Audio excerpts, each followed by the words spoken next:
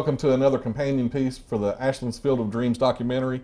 And Dave, we interviewed a lot of people for this documentary. Probably the best one was Jim Host. Jim was there. We asked him 2 questions. He gave us a half hour. And as I edited the piece, there was not a single sentence I could take out. You can't beat that. And Jim Host, a terrific player for Ashland in the early 50s, and of course went on to a tremendous professional career in communications. Then I would ride my bike. I never drove a car until I got to college. So I rode my bike over top of what I call the mountain down into Central Park, and we would get there early in the morning during the summer, and we'd play all day. And Ernie Chatton, that's when I first met Ernie Chatton and Bo McMillan, who would come out and throw the bats and the balls out, and there was no organized summer ball when I was in the 8th and 9th grade. We would go down, choose up sides, and people would choose this person and that person, and we'd take the bat and figure out who the last person was that would get to choose, and we would start, and there was always enough of us there to play.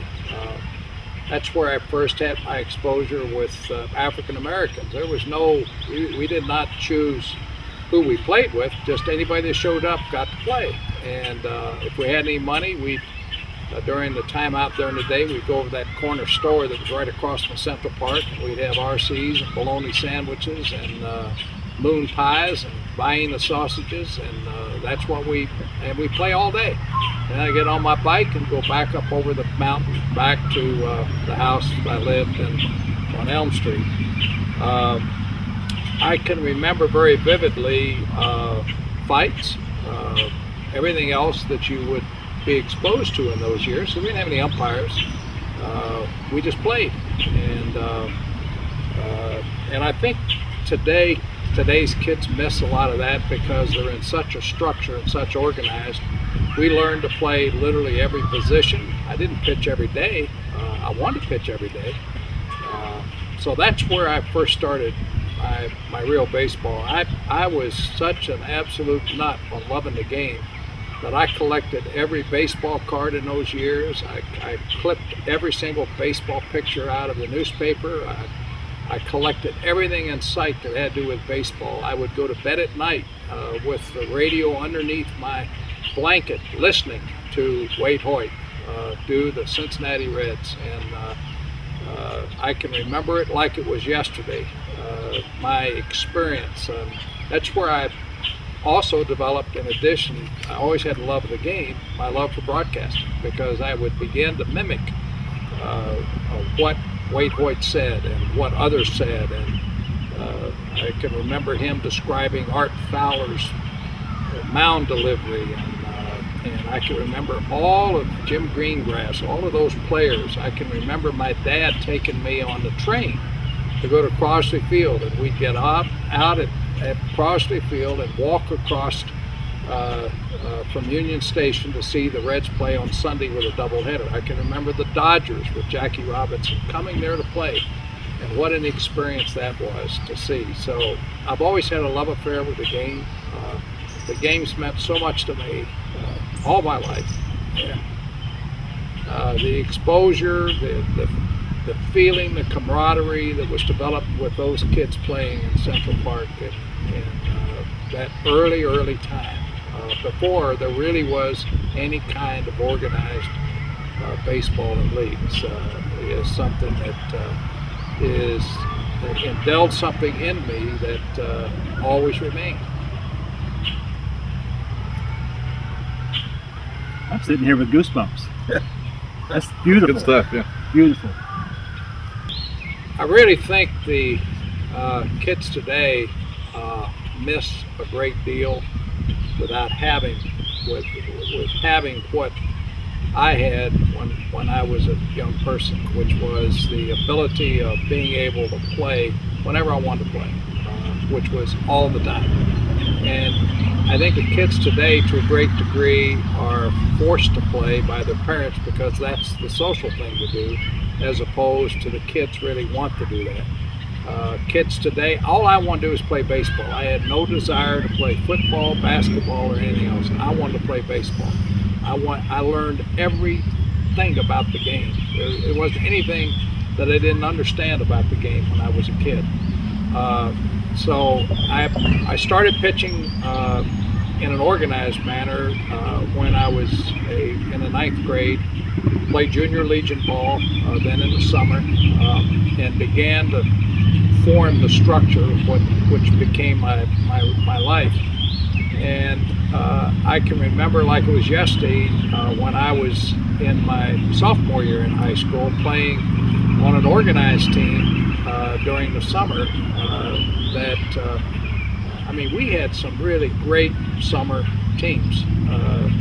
Nard Pergram, Cecil Bush, Emmer Evans, people who were not only great baseball players, but great fast-pitch softball players, because they also played fast-pitch softball. I never played fast-pitch softball because all I wanted to do was play baseball and pitch. And I tried to learn everything from everybody. I would go and watch every Major League Baseball game I could watch, every kind of other game I could watch. Then a guy by the name of Marvin Hall saw me pitch one day, and Marvin became my mentor. Without Marvin Hall, I would have never gotten to college. Marvin Hall taught me to pitch. Marvin Hall worked hundreds and hundreds of hours with me. And what he did for me can never be repaid. I would ride my bike and he would work with me in Central Park. He'd work with me off the mound. He'd work with me on my delivery. He'd work with me on my follow through. He taught me how to throw the curveball the right way, how to take care of your arm, all the things that you could never learn in today's environment because you would never have anybody spend that kind of time with you. It was all volunteer. It was all, there's no words can express my feeling for him in those years. And then as I got further in my junior and senior years, Bo McMillan, Ernie Chatton took a liking to me, and they gave me a job at the YMCA in Ashland for 60 cents an hour. And I was president of my junior and senior classes in high school, but I worked for 60 cents an hour at the Y, 40 hours a week, so that I had money to buy books for high school, etc. My dad worked at the tannery right behind the old high school. And I passed papers in the morning early. So I passed Huntington Herald-Dispatch in the morning. Then I would go up to the corner, South 29th, and thumb to school, which is how we got to school then. And I would thumb to the park to play ball or to practice, or I'd hook a ride with somebody, Bill Kazee or somebody like that who had a car. And I would thumb or walk to the Y to work. So I'd work at night, work on weekends, but every single minute was focused on the game, on baseball. George, I had gone out for the basketball team as a sophomore. I could shoot really well, but I couldn't run, couldn't jump.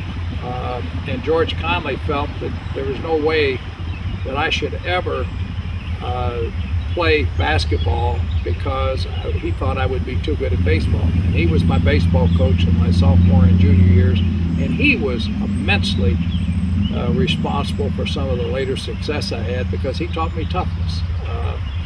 Somebody asked me when I got to UK if Harry Lancaster, who was Coach Rupp's assistant and was the head baseball coach, was the most difficult person I was ever around. I said he didn't come close to George Conley. George was by far the toughest single human being I was ever around, but the fairest. He would tell you like it was. He would get in your face. He would use every word known to man, every curse word known to man. I learned words I had never knew existed. Billy Ray Jennings was a senior when I was a sophomore. Billy Ray was a first baseman as a senior. And Billy Ray went on to become one of the great ministers in the history of this state. He's still deeply involved in the ministry, Methodist Church in Lexington, and we go to his church, and I can remember him never being fazed by any of the curse words or anything else. As he said, it was part of the teaching in the game that he also played. He didn't use any of it, nor did I. But we both understood what we were trying to be taught. So in my junior and senior year, I was able to listen to Bo and Ernie a great deal, who were also mentors of mine in life. And now I'm in my senior in high school. George I sat beside him when he quit one day when we got beat by Newport Catholic in the semifinals of the state basketball tournament. We weren't supposed to be there after our sophomore year. George did by far the greatest coaching job I've ever been around in my life. He took a bunch of kids that weren't supposed to win and molded them as a team. And all at once, here we are playing in Newport Catholic, and he called a timeout. We're ahead by 3. He instructed the team, don't shoot, hold the ball because you didn't have the shot clock. They didn't hold the ball. One of the players took a ill-advised shot, and they got the rebound, went down. Les Redmond hit a jump shot, and now it's 1 point. We throw the ball in, they intercept it, they hit again, they go ahead by 1 and beat us. And George walked in the locker room, and he told me going in the locker room, that's it, I'm finished, and I'm not going to coach anymore after this year. And he didn't, and that was a shame because he was a great high school coach. So with that came Bob Sang in my senior year as a baseball coach, and Bob Lavoie came in as a basketball coach, and I was his team manager as well.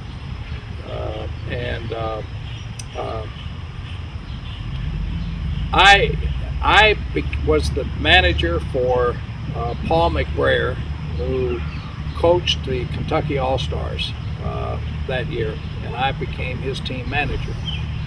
And Turkey Hughes was at Eastern Kentucky as the baseball coach. And Turkey Hughes was a 4-sport letterman at UK. And Turkey offered me a half scholarship at Eastern Kentucky, and Paul McBrayer offered me a half scholarship to be the team manager, so I had a full scholarship to go to Eastern. And I had agreed to go to Eastern. And now it's the summer, and we had a really good summer pro team, and we called it summer pro in those years. As I said, Cecil Bush was first baseman, Emmer Evans second base. I can remember Nard Pergram and others. We were playing in Paintsville for the state championship, and I beat Steve Hamilton either 2-1 or 1-0, and I can't remember the final score except it was a very close game.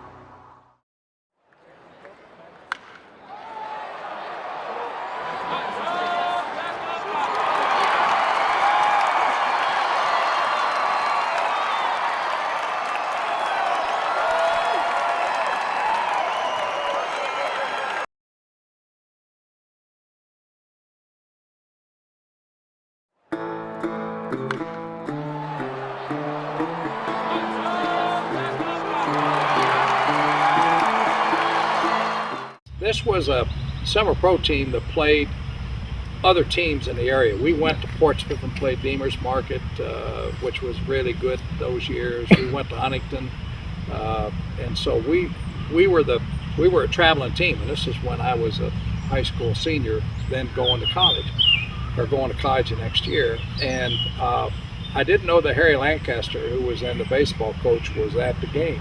And when it was over with, he walked up to me and he said, I want to offer you one of the first full scholarships the UK's ever given in baseball.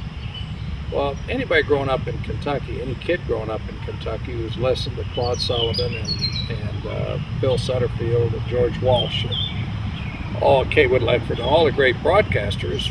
I mean, you cut off your left arm to go to UK, and he said, I want to offer you, I've got a pitcher that we're signing from Louisville, and our baseball program has never been any good at Kentucky, and we want to try to make it good, and we think you can help us, and we'd like for you to come to Kentucky. And I said, well, I've already agreed to go to Eastern. And he said, well, don't you think Kentucky would be a better place in Eastern for you to go to school? And I said, yes, sir. And so I called, in the meantime, something else had happened. A guy by the name of Wayne Blackburn was a scout for the Detroit Tigers, and Wayne Blackburn had been following me. And in those years, you could sign coming out of high school. There was no draft, so in those years, whoever scouted you would offer you money, and you'd either decide to play or not play. And so he had offered me $25,000 to sign with the Tigers. Well, now $25,000 in 1955 was a huge amount of money. I mean, that's, what is it equivalent today? 250,000, 300,000, 400,000. And understand that my dad worked hard all of his life. Most money he ever made in his life was $9,000. And so think about having the opportunity to sign for $25,000. But keep in mind, my mother comes from a family of 15, and my dad from a family of 5. I've got 71 first cousins, and no one on either side of my family back through the beginning of time had ever gone to college. So my dad said to me, you're going to go to college. You're going to be the first one that's going to graduate from college. And what a great move, fortuitous thing that was to say. And my mother was right behind him saying, you're going to go to college, and you got an opportunity to have a full scholarship. So I signed with Kentucky. I called Turkey Hughes and told him that I was not coming and why, and he said, you've made the right decision. You're going to my school, and UK is my school. You'll be at a different level than we play, and you'll be in the Southeastern Conference, and we wish you good luck. And so in those years, as freshmen, you couldn't play. So we had a freshman team that played. And so I started playing summer. I came back and played 1 year in Ashland in summer ball, and worked at Ashland Oil, and worked with a guy who was my high school catcher in my last couple of years, Dixon Owens, who ended up becoming a really fine college player at Duke. And his dad was an executive of Ashland Oil, so he would come by and pick me up. Again, I still don't have a car. So he came by and picked me up, and we'd go to Ashland Oil and work welding the drums and that kind of stuff. And then at night we'd play ball, and we were then playing. We played summer ball. I played in the Industrial League in Huntington. I went and played in the Industrial League in Huntington. Then the second year, between my freshman and sophomore years, I played in the Industrial League and worked in building US 23. So we tamped dynamite on the side of the mountain, and I'd get deathly sick because of tamping the dynamite, being hoisted down over and going perpendicular into the mountain, and then tamping dynamite, and then get sick and go up and pitch at night in the Industrial League. Then, as between my junior and senior years at UK, I stayed in Lexington and worked, and that's when we played. I played with Bobby Flynn, who was Doug Flynn's daddy. There were 4 of us that were white playing with an all-black team at the old park in Lexington that right off of Georgetown Road. And Bill White played with us, who was the National League guy, and our team was good enough. Steve Hamilton played, that we won the state summer pro championship and went to Wichita and played between my junior and senior years in college. And back to college, we played. I came back to Ashland and coached with George Conley, which was kind of a dream of mine, to be he was the manager and I was a coach of a Little League team that was the best collection of talent I think I was ever around, which was Kenny Johnson and Larry Conley and Bob Yancey Jr. and Steve Cram and Bob Hilton and a number of Harold Sargent, number of kids like that, all on this team that we had in Little League. And I learned a great deal more about baseball that summer from listening to George, and then of course applying what knowledge I had, and we won the whole thing as we should have with that kind of talent. But the heritage of Central Park, the heritage of baseball in Central Park, I can remember hitting balls through left and center field, the ball rolling all the way to the street. There was no fence then, and if you got it between the outfielders, it was a home run. And so the objective as a pitcher was you never let anybody ever hit one that hard on you. I can remember coming home one night after having pitched a no-hitter in high school, and I'm not sure whether that wasn't the first no-hitter or not. I don't know, but it was big enough that it was a huge headline in the paper.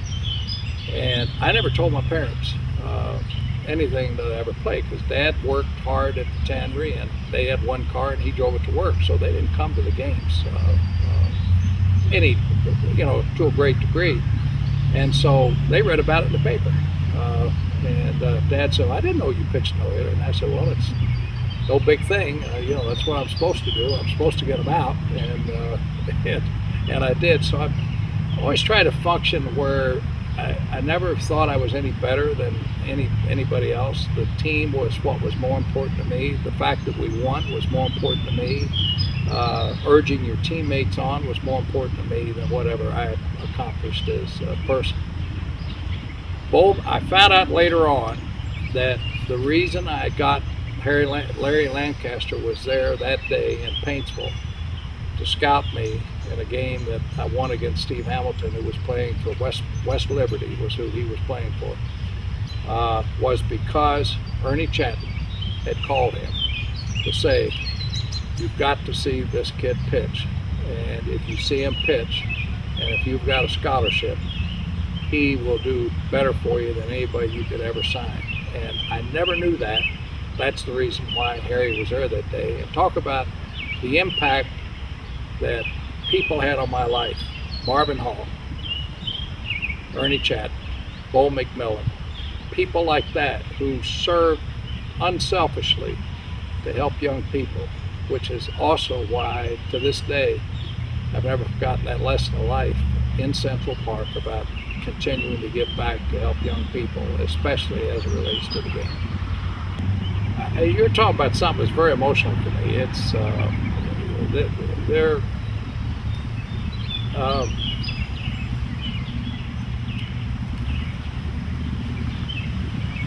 there's no way that I would have ever think about this. How does a kid that grows up like I do have an opportunity, one, to go to school on the first athletic scholarship, one of the first two ever given at UK in baseball. I end up in a room in Donovan Hall right next to Jerry Calvert, Ray Mills, and I was with the basketball group. Then love affair with sports and with radio, and I end up majoring in radio and television. I end up getting my degree, except I could have signed out of school, except that my dad kept saying, you will get your degree. Harry tries to run me off as a sophomore because I get cued against U of L and I throw a change up to a number 8 hitter, and I pitch a 1-hitter and get beat 2-1. And so he makes me run back and forth from the foul line to the old right field fence that was there right off the Stall Field, the old baseball place, until dark. And then he takes me and he grabs me by my shirt and bounces me against the fence, and he said, I want you to quit. You don't have a gut in your body, and I want you to quit. Think I would give a scholarship to a guy who has the ability you have, doesn't have any guts. And he said, and to force you to quit, I'm taking you off meals for a week. And now he knew one of two things. I'd either determined that I was going to show them wrong, or I'd quit. All right, and if I quit, I'm going to quit in life. So what I did, I just went over and I got somebody else to get food for me in the line going through, because he knew that's what I'd do. I just couldn't sign for the meals for the entire week, all right? From that day forward, I was the first one on the field, the last one to leave. I doubled my work ethic, which was already pretty good.